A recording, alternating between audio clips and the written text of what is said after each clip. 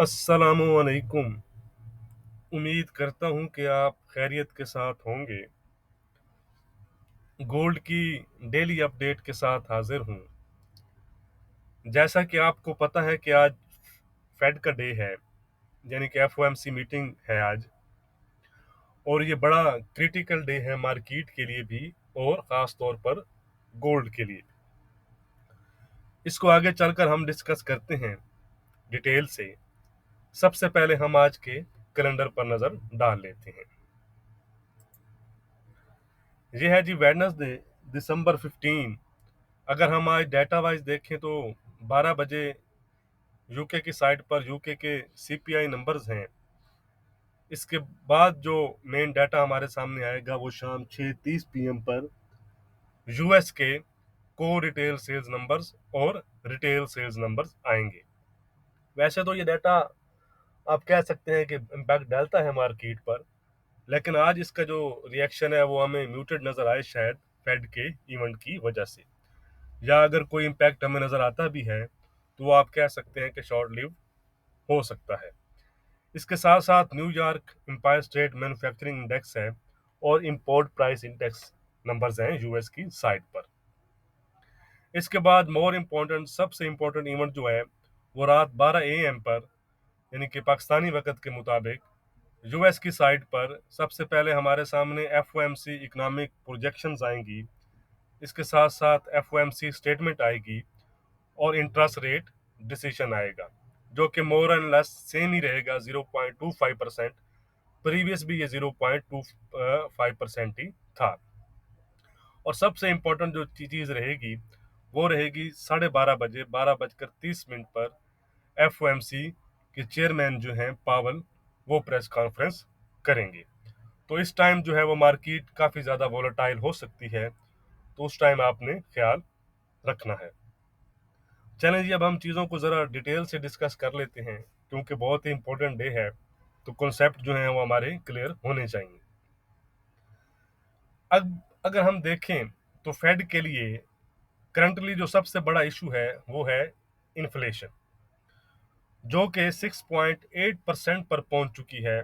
तकरीबन 38 to 39 years की highest level पर इन्फ्लेशन इस वक्त यूएस में है, जबकि फेड का टारगेट था 2% के आसपास तक इसको रखने का, जो कि साफ नजर आ रहा है कि वो फेड के टारगेट से वेल अबव चल रही है।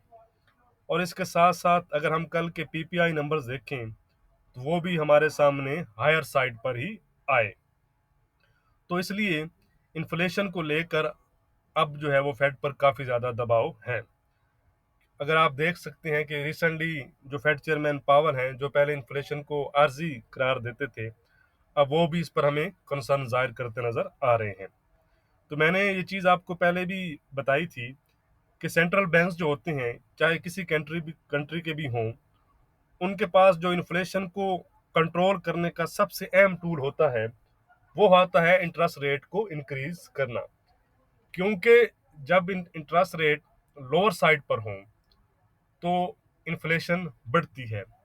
इसके अलावा और टूल भी होते हैं इन्फ्लेशन को कंट्रोल करने के लिए, लेकिन सबसे ज़्यादा जो अहम टूल, जो मेन टूल आप कह सकते हैं कि वो होता है इंटरेस्ट रेट को इंक्रीज करना। फॉर एग्जांपल अगर आप देख सकते हैं कि रिसेंटली पाकिस्तान के स्टेट बैंक ने भी लास्ट मंथ भी और इस मंथ भी आप कह सकते हैं कि अच्छा खासा बेसिक पॉइंट में इंटरेस्ट रेट का इजाफा किया है इन्फ्लेशन को लेकर।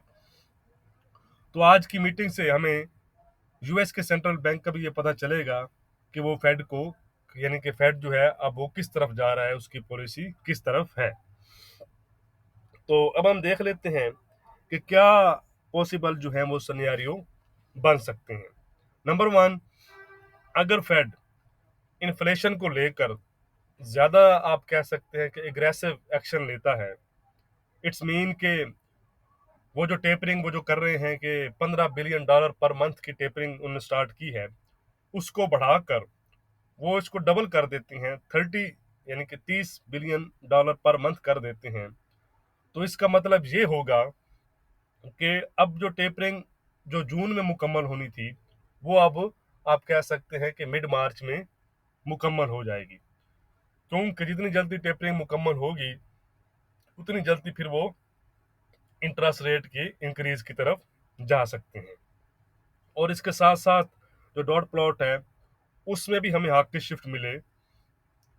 डॉट प्लॉट जो आगे चलकर मैं आपको बताता हूँ, तो फिर ये जो सिनेरियो होगा, ये चीज फिर डॉलर को बूस्ट देगी और वाइस वर्सा बाकी पेयर्स और गोल्ड के लिए ये चीज फिर नेगेटिव होगी। नंबर टू, दूसरी तरफ अगर फेड फिलहाल भी कॉशियस टून अपनाता है, खास तौर पर कोविड-19 का जो न्यू वेरिएंट है ओमिक्रॉन की वजह से, यानी कि फेड जो है वो ज़्यादा अग्रेसिव टून नहीं अपनाता, यानी कि वो टेपरिंग को बढ़ाता तो है लेकिन उसको स्लो पेस से इंक्रीज करता है, यानी कि 15 बिलियन डॉलर अगर वो कर रहे हैं पर मंथ, तो उसको बढ़ाकर अगर 20 बिलियन डॉलर कर देते हैं, तो ये कोई खास अग्रेसिव टून यानी कि नहीं होगी। इसको एज ए कॉशियस टून या आप कह सकते हैं कि डोविश शिफ्ट ही लिया जाएगा। तो ये चीज़ जो होगी, इसके साथ साथ डॉट प्लॉट भी हमें डोविश मिलना चाहिए। तो ये चीज़ फिर गोल्ड के लिए आप कह सकते हैं कि पॉजिटिव होगी और मार्केट्स के लिए भी, और डॉलर इंडेक्स के लिए वाइस वर्सा नेगेटिव होगी। डॉट प्लॉट क्लियर करते चलूं, इसमें जो फेड में इमरान होते हैं वो रेट हाइक के बारे में अपना आप समझ लेंगे एक किस्म का वोट देते हैं। लास्ट डॉट प्लॉट में हमें एक रेट इंक्रीज में ज़्यादातर जो इमरान थे उन्होंने वोट दिया था कि 2022 में एक इंक्रीज होना चाहिए, लेकिन अगर इस दफ़ा में दो या इससे ज़्यादा तीन यानी कि इंक्रीज की शिफ्ट मिलती है, और ये भी देखना होगा कि कितनी बेसिक पॉइंट्स की मिलती है, तो फिर ये चीज़ इंपॉर्टेंट रहेगी। ज़्यादा हाइक जो है वो हाकिश शिफ्ट होगी, और जो कम हाइक होंगे लोअर हाइक जो होगी वो एक डोवे शिफ्ट होगी। ठीक हो गया जी। तो जैसे ही सूरत हाल आपके सामने आएगी, तो फिर आपने इस चीज़ को जो मैंने आपको समझाया है इसको आप देखकर आपके जहन में वो चीज़ क्लियर हो जाएगी। तो याद रखिएगा कि आज मार्केट काफ़ी ज़्यादा वोलेटाइल या बिग मूव दे सकती है, तो इसलिए जो भी आप पोजीशन लें उसका स्टॉप लॉस ज़रूर लगा लें।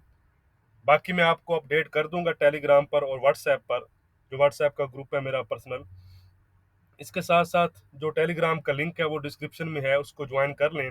वहाँ पर मैं लाइव जो उनकी प्रेस कॉन्फ्रेंस होगी फेड चेयरमैन पावल की, उसका लिंक भी शेयर कर दूंगा। तो लिंक पर आप क्लिक करके टेलीग्राम को ज्वाइन कर सकते हैं। तो चलें जी, हम आज के चार्ट पर चलते हैं, और सबसे पहले हम डॉलर इंडेक्स को देख लेते हैं कि डॉलर इंडेक्स क्या कर रहा है। ये है जी डॉलर इंडेक्स का डेली चार्ट। कल हमारी ये चीज़ डिस्कस हुई थी, अगर आपको याद हो, कि इसका जो ब्रेकआउट है वो टेक्निकली फिर इसको और अप लेकर जा सकता है। तो अब आपको एक क्लियर यहाँ पर ब्रेकआउट यहाँ पर टेक्निकली नज़र आ रहा है। क्यों?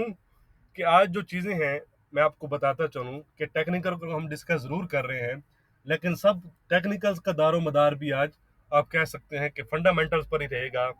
फेड के यानी कि जो मूव होगा वही चीज़ों को आप कह सकते हैं कि पॉजिटिव टेक्निकल को नेगेटिव और नेगेटिव को पॉजिटिव में चेंज कर सकता है, इतनी सलाहियत उनके डिसीजन में है। ठीक है, तो ये याद रखना है कि हम सिर्फ टेक्निकली इन चीज़ों को फिलहाल डिस्कस कर रहे हैं, बाकी इनका जो दारो मदार है वो सारा फेड के इवेंट पर ही है। तो यहाँ पर अगर हम देखें तो टेक्निकली यहाँ पर हमें एक ब्रेकआउट नजर आ रहा है। तो इमीडिएट हर्डल जो इसके लिए है, ये जो आप देख रहे हैं, ये स्पाइक और अपर साइड पर ये स्पाइक, ठीक है जी, जहाँ पर ये स्पाइक मिल रहे हैं 96.65, ये एक हर्डल है इसके लिए अपर साइड पर। फर्स्ट हर्डल ये अगर ब्रेक करता है डॉलर इंडेक्स, तो दोबारा से अपने एयरली हाई 90 60 94 यानी कि 97 तक जा सकता है।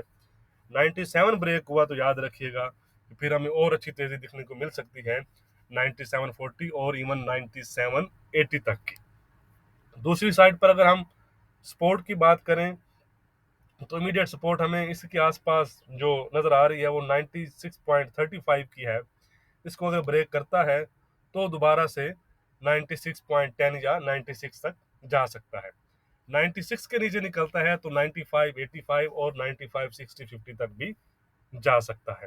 फिलहाल जो डॉलर इंडेक्स है वो इंट्राडे के लिहाज से पॉजिटिव जोन में ही चल रहा है, और आपके सामने जो मैं आपको दिखा रहा हूँ चार्ट, उस पर आपको ब्रेकआउट भी डेली में नजर आ रहा होगा। ये डेली का ब्रेकआउट है। तो इस चीज को भी आपने ज़हन में रखना है टेक्निकली, क्योंकि इसके वाइस वर्सा मैंने आपको कल भी बताया था, कल भी आपको ये चीज मैंने क्लियर की थी कि इसके जो दूसरे प्लेयर्स हैं इसके अगेंस्ट, तो उनमें बाइंग अगर आप लॉन्ग टर्म में है तो उसका ख्याल कीजिएगा। बाकी सारा जो आज का इनसार है वो आपको पता है फेड पर ही है, टेक्निकली मैंने आपको कहा था। ये हैं जी यूएस की 10 ईयर यील्ड्स। अगर हम देखें तो इस वक्त 1.43% के आसपास चल रही हैं। तो इनमें भी आज हमें एक अच्छा मूव नज़र आ सकता है, बड़ा शार्प मूव नज़र आ सकता है। तो जैसा कि आपको पता है कि अपर साइड पर अगर जाती हैं तो ये चीज़ गोल्ड के लिए नेगेटिव होगी, और लोअर साइड पर चीज़ अगर ये जाती हैं तो ये चीज़ गोल्ड के लिए पॉजिटिव होगी। अपर साइड पर 1.50 है, 1.60 है और 1.70 है लेवल्स। लोअर साइड पर 1.35% है, 1.30 है और 1.20% के लेवल हैं। अब हम चलते हैं जी गोल्ड पर। ये है जी गोल्ड का डेली चार्ट। ये काफ़ी दिनों से हम ये चीज़ डिस्कस कर रहे हैं। कल अगर आप देखें तो कल कैंडल एग्जैक्टली उसी के आसपास जो गोल्ड की हमें एक रेड कैंडल, बीरिश कैंडल आप कह सकते हैं कि मिली है, लेकिन उसने सपोर्ट को डेली में ब्रेक फिलहाल नहीं किया। यही हमारा सपोर्ट लेवल भी था, अगर आपको याद हो 1771 का, तो वो कल आप देख सकते हैं कि ब्रेक नहीं हुआ। लो उसने ज़रूर बनाए थे 1766 के। तो अगर हम आज की बात करें तो इमीडिएट हर्डल अगर अप साइड पर हम देखें तो 1790-92 का एरिया है, जो बड़ा क्रिटिकल एरिया है। इसके ऊपर आप कह सकते हैं कि प्राइस दोबारा से 18 18.8 18.10 तक और उसके ऊपर फिर अपर साइड पर जा सकती है। दूसरी साइड पर अगर ये डेली में ब्रेक करता है तो हमें लोअर साइड पर एरिया मिल सकते हैं। यानी कि मैं आपको और क्लियर करूं, यहाँ पर ये भी डेली चार्ट है, ये चीज मैं आपको कह रहा हूँ। यानी कि लोअर साइड पर अगर ये एरिया ब्रेक करता है, ये 1760 से 1758 का जो एरिया है, ठीक है, तो हमें इसको आप कह सकते हैं कि लोअर साइड पर हमें इसकी कीमतें मिल सकती हैं। दूसरी साइड पर अगर ये वाला एरिया जो इसका है, जहां पर मैंने आपको बताया है कि 50 डे, 100 डे और 200 डेज की SMA है, यहाँ पर 1792 से 1795 का जो एरिया है, इसको अगर ब्रेक करेगा गोल्ड, तो आप कह सकते हैं कि फिर अपर साइड पर हमें लेवल नज़र आ सकते हैं। यानी कि यहाँ से डाउन और यहाँ से अप अगर इसी रेंज में रहता है तो फिर यही सूरत हाल आपके सामने होगी। मैंने आपको पहले भी क्लियर किया है कि काफ़ी दिनों से अगर आप यहाँ से देखें तो ये एक बहुत बड़ी रेंज आपको नज़र आ रही होगी। तो आज हमें इस रेंज का ब्रेकआउट भी नज़र आ सकता है। जिस साइड पर भी रेंज का ब्रेकआउट हुआ, उस साइड में कीमतें बड़ी तेज़ी से फिर जा सकती हैं। अब और क्लियरली हम इसको चेक करते हैं। ये हमने वीकली वीडियो में ये चीज़ डिस्कस की थी H4 पर कि हेड एंड शोल्डर एक पैटर्न हमारा एक लॉन्ग टर्म में भी बना हुआ है। तो जैसा कि मैंने आपको कहा था कि ये इसका हेड है, ये एक शोल्डर है और एक ये शोल्डर है। तो नेक लाइन इसकी ये है, मैं आपको लिख कर बता देता हूँ ताकि आपके जहन में रहे। 70, 58 टू 60 का जो एरिया है, ये इसका नेक लाइन एरिया है, ठीक है जी। अगर ये एरिया ब्रेक हुआ तो फिर हमें चीज़ें 1750, 1745, 1721 तक भी नज़र आ सकती हैं। और अगर 1721 ब्रेक किया गोल्ड ने तो गोल्ड 1700 और 1680 तक भी जा सकता है। यानी कि ये चीज़ आप कह सकते हैं, ये ब्रेकआउट और ये फिर रीटेस्ट पर दोबारा से चीज़ें डाउन जा सकती हैं। दूसरी साइड पर अगर हम देखें तो इमीडिएट हर्डल जो मैंने आपको डेली चार्ट पर दिखाई है कि ये वाला लेवल यहाँ पर जो शोल्डर यहाँ पर इसका बन रहा है 1792-95 के एरिया, इसको अगर ब्रेक करता है तो गोल्ड 1810 और 1850 तक जा सकता है। हाँ, अगर गोल्ड इस एरिया को ब्रेक करता है 1810 1850 के, तो फिर हमें प्राइस दोबारा से 1813 1815 और 1880 तक भी जाती नजर आ सकती है। ठीक हो गया जी। तो इस चीज़ का आपने ज़रूर ख्याल करना है और इस चीज़ को फॉलो करना है। बाकी हम आज के लेवल देख लेते हैं कि आज हमारे लेवल क्या रहेंगे। लेकिन याद रहे कि ये जो लेवल हैं, ये सिर्फ आप कह सकते हैं कि उससे पहले तक की वैलिड है। उसके बाद तो आपको पता ही है कि कोई चीज़ सपोर्ट सपोर्ट नहीं रहती और रेजिस्टेंस रेजिस्टेंस नहीं रहती। तो 1780 की हमारी आज की रेजिस्टेंस है जी, जो पहले सपोर्ट एरिया होता था। अगर गोल्ड इसको ब्रेक करेगा तो इस पर आप कह सकते हैं कि कुछ बीरिश प्रेशर कम होगा। फिर गोल्ड 1719 और 1800 तक जा सकता है। दूसरी साइड पर जो हमारी सपोर्ट रहेगी आज गोल्ड में, वो रहेगी जो भी मैंने आपको एरिया बताया है, 1760 टू 1758, लेकिन आप कह सकते हैं कि 1759। अगर 1759 गोल्ड ब्रेक करता है तो गोल्ड के प्राइसेस जो हैं वो 1750, 1745, 1738, 1730 और 1721 तक जा सकती हैं। इसके नीचे आपको पता है कि 1700 और 1680 का जो लेवल है वो प्ले में आएगा। ट्रेंड अभी भी गोल्ड का वीक ही चल रहा है। बाकी अगर कुछ लेवल अपडेट हुए तो वो मैं आपके साथ टेलीग्राम पर शेयर कर दूंगा। वीडियो को लाइक और शेयर करना मत भूलिएगा। Thank you.